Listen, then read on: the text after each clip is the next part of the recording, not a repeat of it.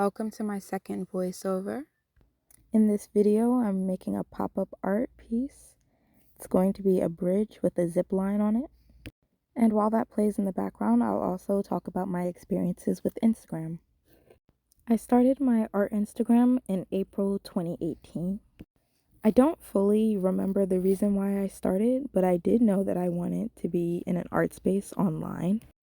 And I know a lot of people complain about Instagram's algorithm, and they said that it changed, and it is kind of true actually.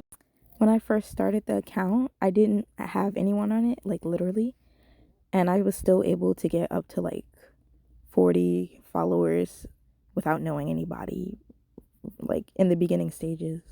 One thing I noticed about the timeline on Instagram now is that they recommend a lot of videos from bigger accounts and stuff like that, but very rarely from the normal everyday people that you actually follow on the account, or people who have smaller accounts that you follow. So it's people that you are literally following, and Instagram will still not show it to you in your timeline. There's been times when I've literally went through my following list just to check to see if someone was still posting on their account, simply because Instagram just didn't have their stuff on my timeline anymore. With all that being said about the algorithm and whatnot, I personally don't have a large following on Instagram, and a big part of that reason is simply just because I don't post that often. And I want to discuss a bit or talk a bit about the mentality behind that. I know that on my personal Instagram, I often feel the urge to take mental health breaks from social media, so that's why I'm not really active on there. But with my art social media, it's a little different. I loved looking on my timeline on my art account and seeing just a bunch of art as I scrolled down, because something about that was very relaxing and a stress relief for me. I think the issue for me was that I second guessed everything that I wanted to post. I think I struggled with finding meaning. My art means a lot to me and it has a great emotional impact on myself. But when I thought about posting it to the public, I was thinking to myself well, I don't know what this means to anyone else. To me, making art means dedicating time and effort into creating imagery that you want to see, imagery that makes you feel something. More often than not, I enjoy the feeling I get after making an art piece. This wasn't always true because throughout my drawing journey, my art style wasn't always satisfactory to me. I was very hypercritical of my work. Even when I would have things to post, I would tell myself, oh no, that's not ready, or no, I don't want to post that. So I would have tons of drawings and somehow still have nothing to post because nothing was good enough. And dealing with the awkwardness of being inexperienced with posting online also did not help. The thing is, to get the experience, you have to be in that environment and you have to participate, you have to observe, but you also have to act. And the longer that I was procrastinating on the skill set is the longer that I remained a beginner. That being said, even though I didn't post that much, Instagram did help me become a better artist. And the reason for that is that it made me feel the need to make more art in order to have something to post, even if I didn't actually post it. This inspired me to experiment more with my artwork and come up with new ideas. I like to have a reason behind posting, which is why it's typically easier for me to post during a challenge like Mermay or Inktober. With that being said, I'm going to talk about what's happening in the video right now. So this is an accordion book that I made. The booklets are attached to each other using paper hinges. And because I'm going to put a pop-up on top of this one, I put another piece in the center. This extra piece of paper in the center serves two purposes. It blends the colors together in a smoother way than having just those white hinges there on the page. It also strengthens the center of the book, which is the crease that the pop-up is going to be glued on, so that needs to be strong. I started making pop-up art in the summer of last year. That was my project for the summer last year that extended towards the rest of the year. This summer, the project I'm working on is YouTube. Summer is a good time for me personally to start new things because that's typically when I get more time on my hands. I also want to revive my Substack this summer, which I started last year, towards the end of the year, I think in like December. And part of my plan for the voiceover on this video was for me to read some of the stuff I wrote for Substack. That was the plan for when I ran out of things to say on this video, which is right about now. So here's what I wrote for my bio. I'm here to write about art, journaling, and what I like about others' content. I also intend to write about the various advertisements I see in a day. I am also interested in trending content in the self-help category on YouTube. Oh, actually, I think I started my Substack in November because I have an entry from November. It reads, "Today I want to talk about stories and why I think we are drawn to them as a society. Storytelling is a form of communication that has been a part of humanity for thousands of years. Stories have been used to teach morals, retain information, and more. The stories that I have been drawn to feature a character in unusual circumstances that has to navigate a change in status. Good storytelling inspires me because it has the ability to make me feel like I am experiencing a different world. The content creators that I love to watch usually make me feel motivated or comforted in some way. The only problem I'm noticing is that I spend a lot of time watching the videos the algorithm feeds me about how everyone should be a content creator and not actually creating the content. I need a better balance when it comes to my actions. Sure, it's good to gather information, but at some point, you have to act, even if your first efforts aren't the best. I have been avoiding making videos about my art, even on Instagram. Forget about YouTube. But now, after experimenting with making pop-up art, I am realizing it would look much better on video than a still image. So now it seems like the circumstances are calling me to figure out how to do that and have it look aesthetic. I'm not gonna lie, I am kind of cringing about it, but I did say I wanted to increase my skills. The point of me making an art Instagram was to get me to make more art and get more comfortable with sharing it. Now I want to work on my video presentation and public speaking skills. Now we're moving on to another entry.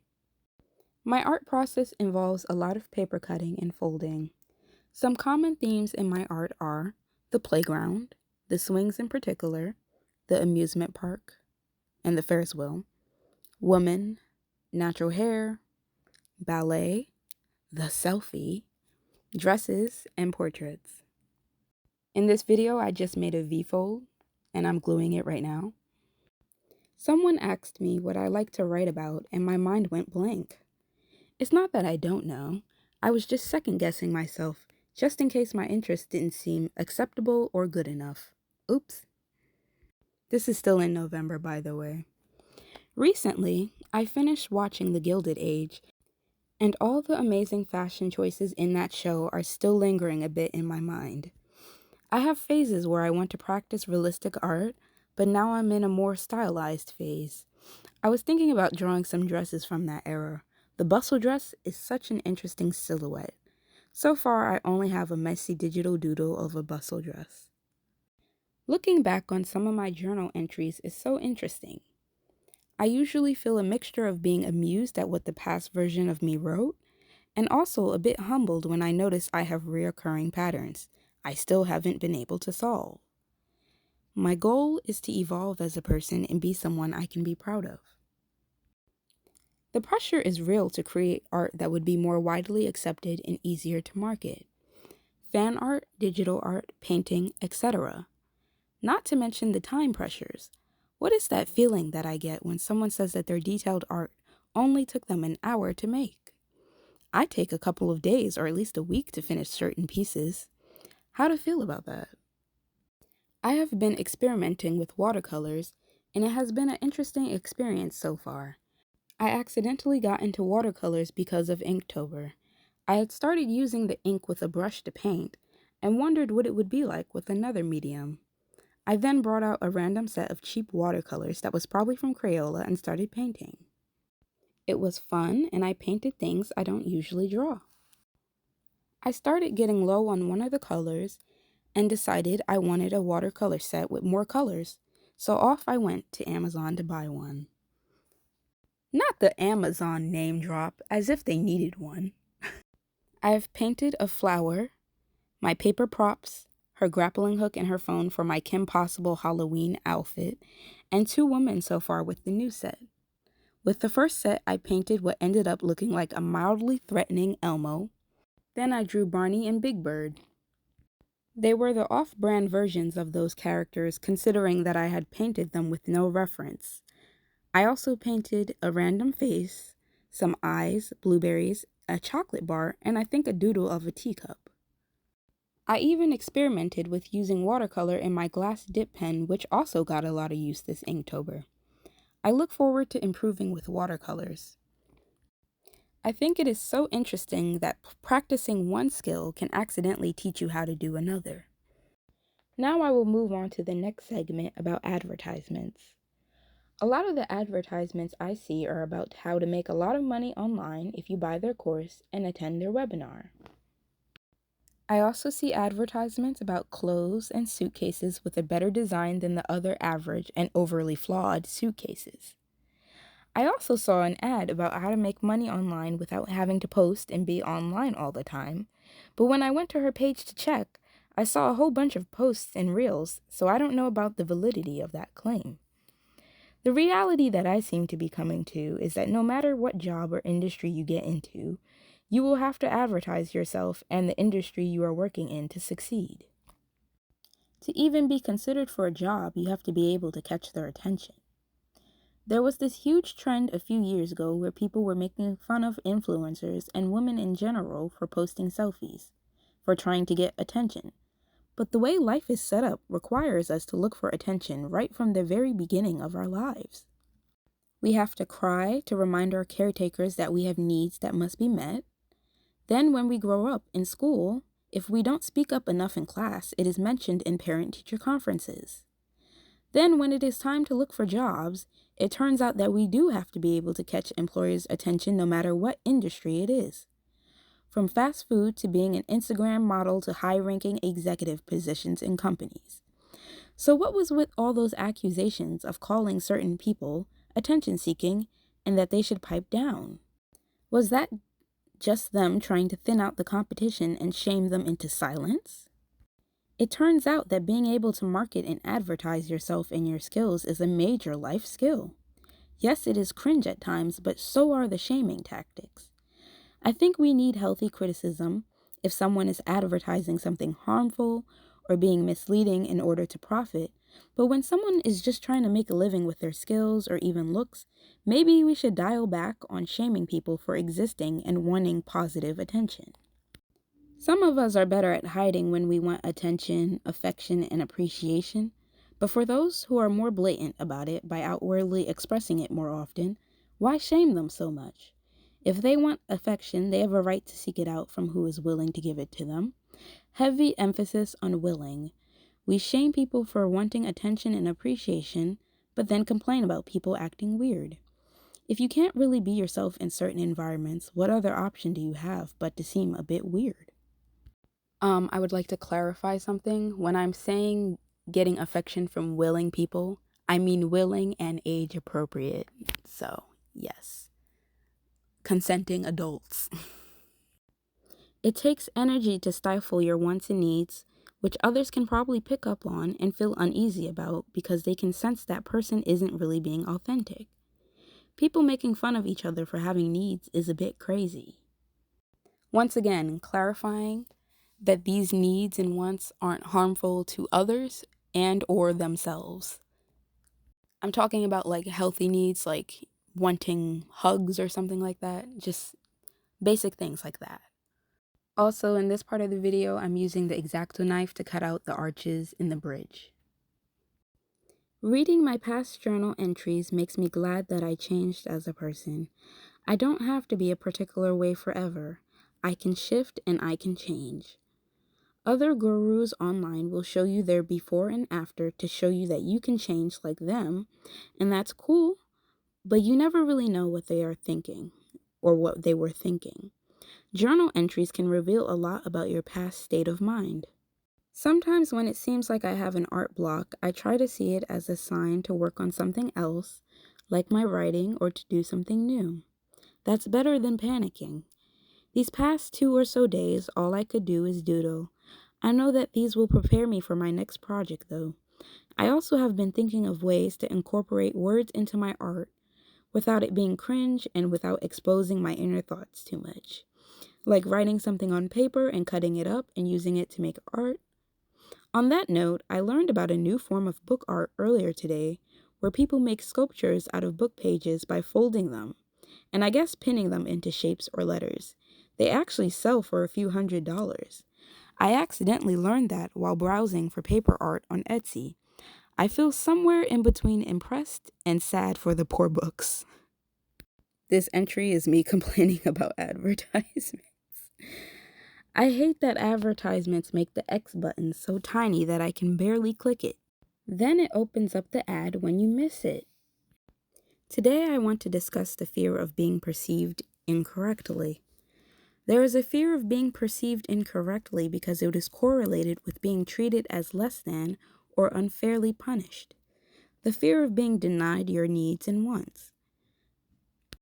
The desire to do everything and nothing at the same time as I sit there thinking of what to do next. Today I learned about the existence of cookie cakes. Most of them are kind of ugly in my opinion, but some are really nice looking. I happened upon them by looking up 3-tiered cakes as an art reference. I want to see how they are actually cut and if it looks better sliced, because to be honest, cookie cakes look like they would slide all over the place once cut. A story that was marketed to me on Webtoon today was about a group of barbarians that wage war on kingdoms, and the general requested the princess's hand in marriage, I guess, as a spoil of war. The comment section did not disappoint, as people started wondering if this is a Stockholm Syndrome story. They also talked about common tropes in this genre. To my surprise, there were a few AI art allegations in the comments. I felt a little shocked because I think there was some controversy about webtoons accepting AI art for stories, or something like that, a while back, but I had completely forgotten about it. There were suggestions that the art was AI generated, and they just traced over it and edited it. I will say that a lot of big webcomics use 3D for things like the backgrounds, horses, jewelry, and food. But to think that an era of AI comics might be coming, or is already happening, is a little alarming. Will it increase competition? Will human labor no longer be useful? Or will artists be able to use it to their own benefit and reach deadlines more quickly? Next entry. I have a long list of questions that are journaling prompts that I have not done yet. Not really prompts I want to answer publicly, though, because some of them are emotionally invasive inner work questions. Perhaps that's why I've been avoiding answering those questions. Okay, so we're nearing the end of this video. It's going to be 2 parts because I felt like it was going to be too long if I put all the footage together. So I'm going to glue everything together in the next part. I will say for the next video, I have to remember to do vocal exercises before and drink tea because I heard my voice cracking on the audio of this way too many times. Also, I did improve from the first video audio because when I heard it, I didn't realize until the end how many times I was like.